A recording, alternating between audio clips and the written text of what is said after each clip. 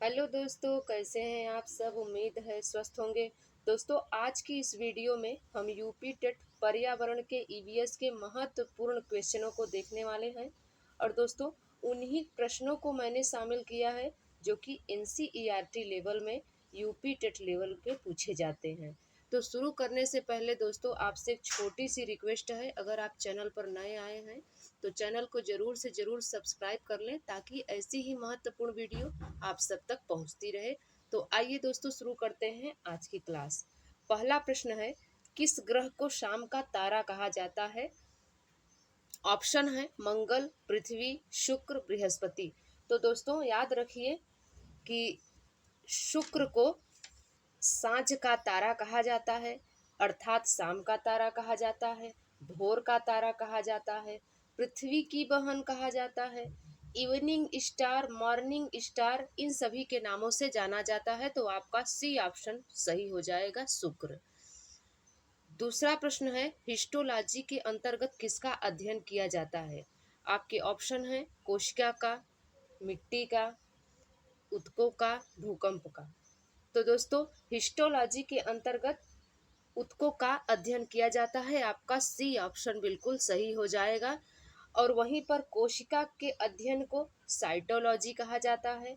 मिट्टी के अध्ययन को पेडोलॉजी कहा जाता है। और ऊतकों के अध्ययन को हिस्टोलॉजी कहा जाता है। और भूकंप के अध्ययन को सिस्मोलॉजी कहा जाता है। तीसरा प्रश्न है, भारतीय संविधान पूर्ण रूप से तैयार कब हुआ।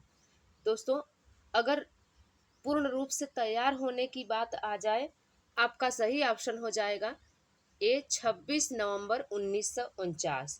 यही दोस्तों आपका सही ऑप्शन है। और दोस्तों, वहीं पर अगर लागू होने की बात की जाए कि संविधान कब लागू हुआ था, तो आपका फिर सही ऑप्शन हो जाएगा 26 जनवरी 1950। तो ये बात आपको याद रखनी है। भारतीय संविधान पूर्ण रूप से तैयार कब हुआ, 26 नवंबर 1949 को। और लागू कब किया गया, 26 जनवरी 1950 को। चौथा प्रश्न है, पनिहारी किस प्रदेश का लोक नृत्य है। दोस्तों, अगर पनिहारी की बात की जाए तो यह राजस्थान का लोक नृत्य है। आपका बी ऑप्शन बिल्कुल सही हो जाएगा।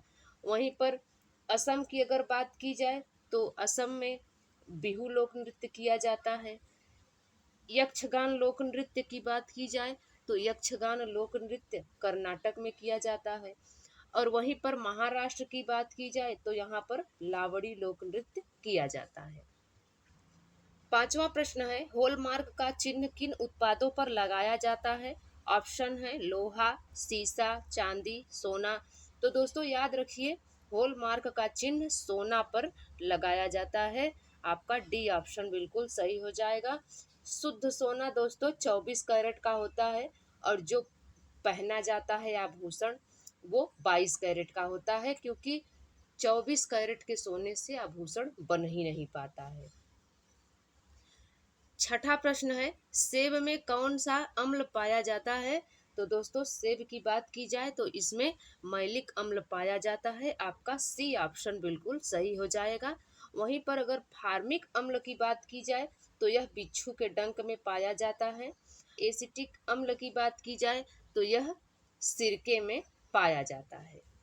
सातवां प्रश्न है, कीड़ों के अध्ययन को क्या कहा जाता है। तो दोस्तों, अगर कीड़े की बात की जाए तो आपको यह चीज़ जान लेनी है कि हर चीज़ की एक स्टडी होती है, चाहे वो मनुष्य हो या मिट्टी हो या पेड़ पौधे हो या पक्षी हो या कीड़े हो। तो कीड़े के अध्ययन को कहा जाता है इंटेमोलॉजी। आपका सी ऑप्शन सही हो जाएगा। कीड़ों के अध्ययन को इंटेमोलॉजी कहा जाता है। और वहीं पर दोस्तों, आर्कियोलॉजी की बात की जाए तो इसके अंतर्गत सांपों का अध्ययन किया जाता है। और ऑर्निथोलॉजी के अंतर्गत पक्षियों का अध्ययन किया जाता है। और इंटीमोलॉजी के अंतर्गत कीड़ों का अध्ययन किया जाता है। और फाइकोलॉजी के अंतर्गत शैवाल का अध्ययन किया जाता है। यह आप सब याद रखिए। आठवां प्रश्न है, विश्व में जंगली गधा पाया जाने वाला एकमात्र स्थान है। दोस्तों, जंगली गधा की अगर बात की जाए तो यह पाया जाता है कक्षकारण। आपका सी ऑप्शन सही हो जाएगा। यह गुजरात में स्थित है। और दोस्तों कांडला बंदरगाह गुजरात में स्थित है। सबसे ज्यादा नमक का उत्पादन कहाँ होता है? तो गुजरात में होता है। और दोस्तों जंगली गधे को खर कहा जाता है और ये कहाँ पाए जाते हैं? तो ये गुजरात में पाए जाते हैं। सबसे लंबी तट रेखा वाला क्षेत्र कौन सा है? तो सबसे लंबी तट रेखा वाला क्षेत्र गुजरात है। और कौन से देश में सबसे ज्यादा जंगली गधा पाया जाता है? तो सबसे ज्यादा जंगली गधा पाकिस्तान में पाया जाता है। 9वां प्रश्न है, किस अंग को रासायनिक कारखाना कहा जाता है? ऑप्शन है फेफड़े, वृक्क, यकृत, आमाशय। तो दोस्तों याद रखिए कि यकृत को रासायनिक कारखाना कहा जाता है। आपका सी ऑप्शन बिल्कुल सही हो जाएगा। यकृत को हम लीवर भी कहते हैं, जिगर भी कहते हैं। दोस्तों विटामिन ए कहाँ संचित होता है? तो वो भी आप जान लीजिए, विटामिन ए यकृत में संचित होता है। पित्त का निर्माण कहाँ होता है? पित्त का निर्माण भी यकृत में होता है। और पीलिया में यकृत अंग ही खराब हो जाता है। 10वां प्रश्न है, गुरु शिखर किस पर्वत श्रृंखला की सबसे ऊंची चोटी है?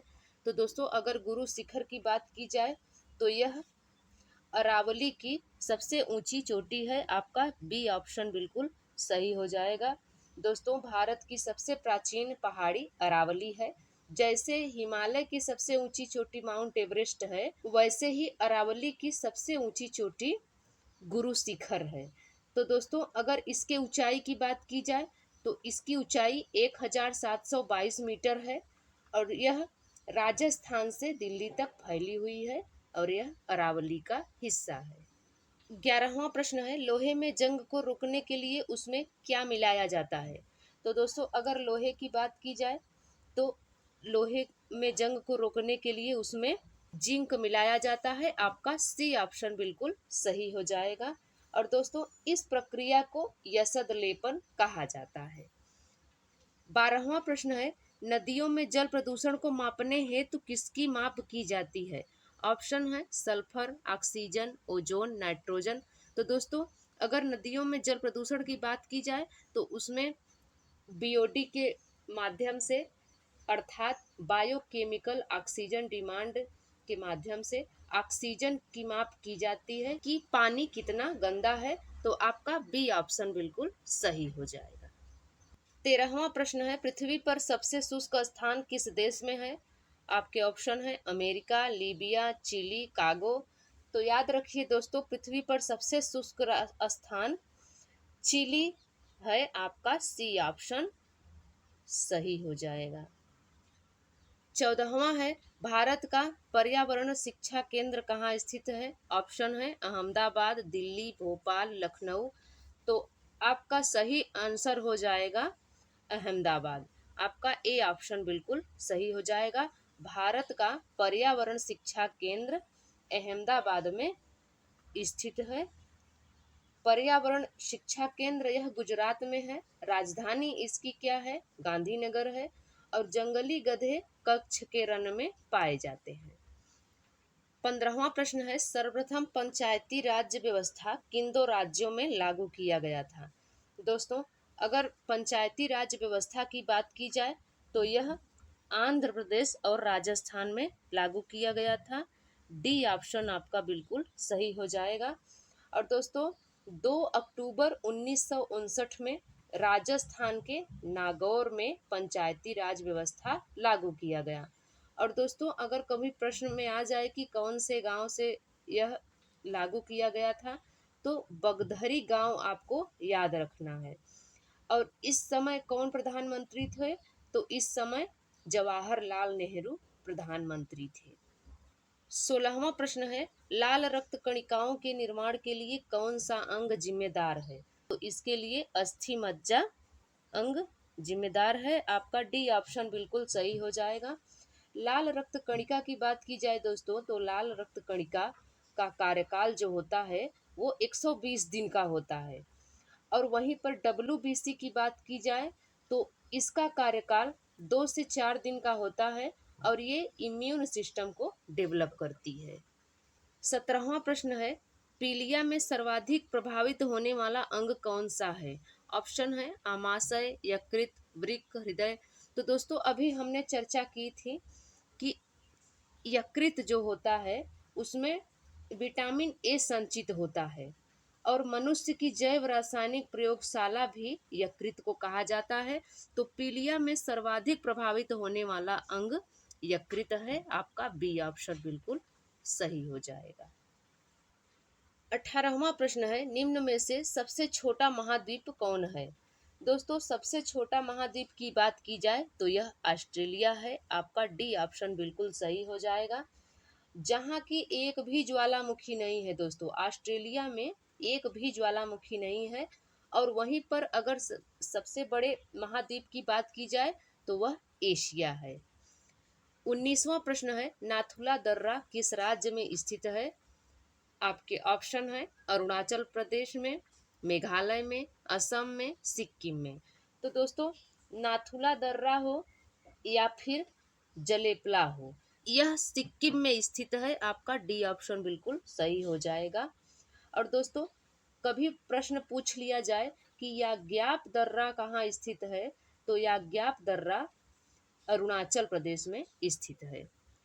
20वां प्रश्न है, फोटोकॉपी मशीन में कौन सी गैस उत्पादित होती है? तो दोस्तों अगर फोटोकॉपी की बात की जाए कि कौन सी गैस उत्पादित होती है उसमें, तो आपका ए ऑप्शन बिल्कुल सही हो जाएगा, ozone. Ozone gas photocopy machine में उत्पादित होती है। दोस्तों यह वीडियो आपको कैसी लगी आप कमेंट में ज़रूर बताएं। अगर वीडियो आपको अच्छी लगी हो तो लाइक शेयर ज़रूर किया करें। दोस्तों आपकी एक लाइक से हमें मोटिवेशन मिलता है और भी आगे कार्य करने की प्रेरणा मिलती है। तो मिलते हैं दोस्तों अगली वीडियो में, तब तक के लिए नमस्कार।